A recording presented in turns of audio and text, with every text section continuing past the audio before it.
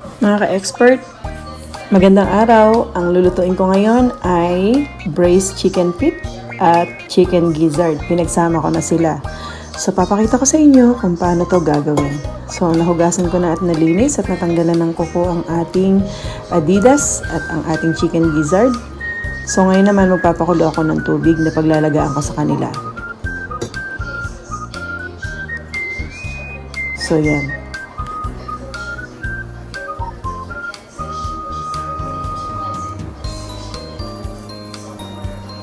So, pakulo tayo ng tubig at maglagay tayo ng 3 pirasong bay leaves, Himalayan salt, konting vinegar, soy sauce, at ground black pepper. Maglalagay din tayo ng paprika. Yan, tapos pakuluin lang natin to. At ilalagay na natin yung ating star of this recipe. Yan, sintayin lang natin to kumulo.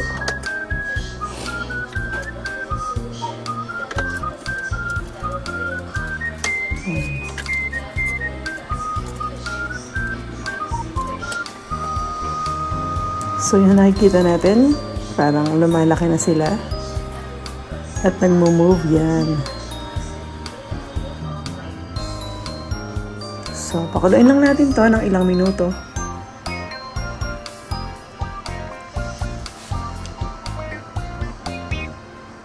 At saka mag-caramelize na tayo ng sugar. Ang gamit ko ay crystal sugar sa ating pan. So, maglagay muna tayo ng oil. Then, sugar. Tapos, hintayin natin itong mag-brown or masunog. Yan, dito sa video na to hindi mo makikita na nasunog to. Pero actually, nasunog ito. Yan. Or kung kayo magluluto, medyo sunugin nyo yung inyong sugar at ilagay na natin yung ating Adidas at balon-balunan. So, saute lang natin to.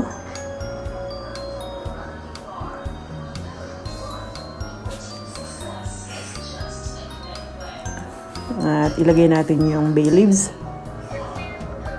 at star anise. Yan, tapos ilagay na natin yung ating garlic and onion.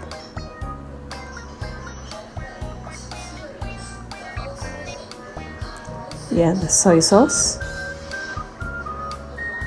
Yan, medyo hinahin lang natin yung ating apoy para masunog.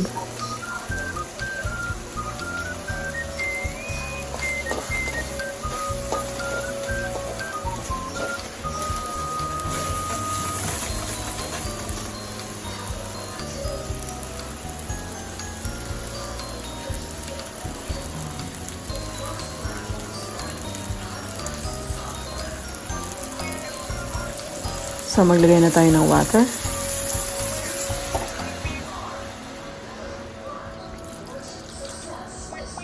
At i-braise natin ito for an hour or so.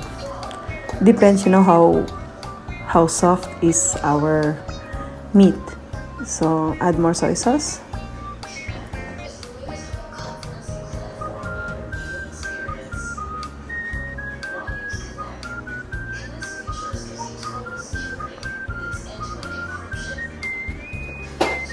Yan, let it simmer. But I think we need to add more water.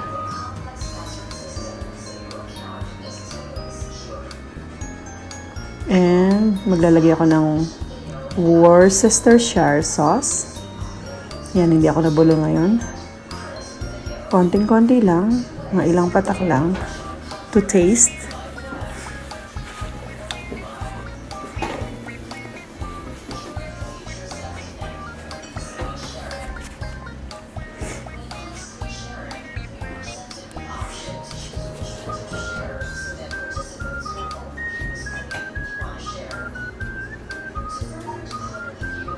At maglalagay ako ng konting oyster sauce.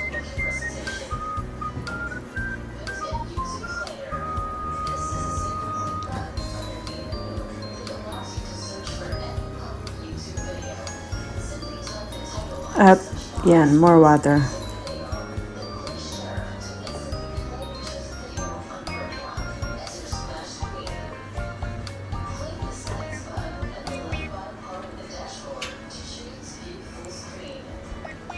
At cover natin.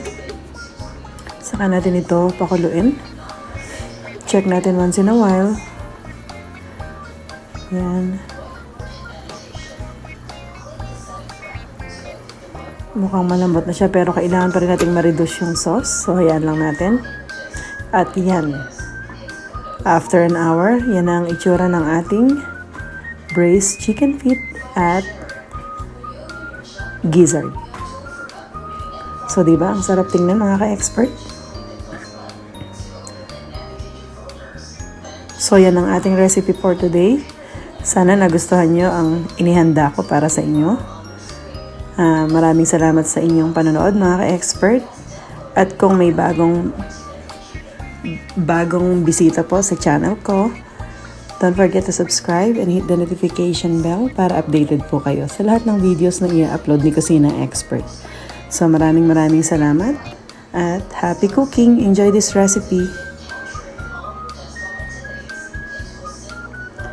Yan ang ating list of ingredients.